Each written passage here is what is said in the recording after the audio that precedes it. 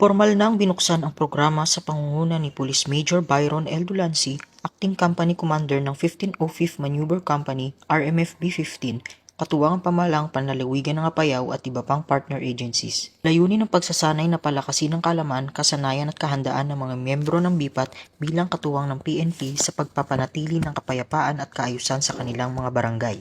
Sa loob ng 3 araw, sumailalim ang mga kalahok sa iba't ibang practical exercises na kinabibilangan ng BIPAT organization tulad ng traffic assistance, basic life support, disaster preparedness, proper arresting techniques, at basic self-defense. Nagsagawa rin ng information drive ang mga tauhan ng RPSB hingil sa Republic Act 9165 o Comprehensive Dangerous Drugs Act of 2002 at Republic Act 11479 o Anti-Terrorism Act of 2020 bilang bahagi ng patuloy na kampanya laban sa ilegal na droga at terorismo.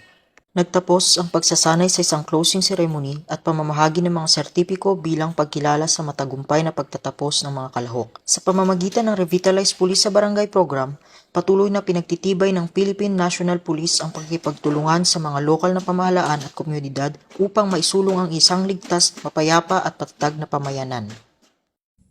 Mula dito sa Barangay Bulo, Cabugao, Apayao, ako ang inyong Police News Network Correspondent, Patrolwoman Leia Angelica J. Tumaliwan, alagad ng batas, tagataguyod ng Balitang Pulis.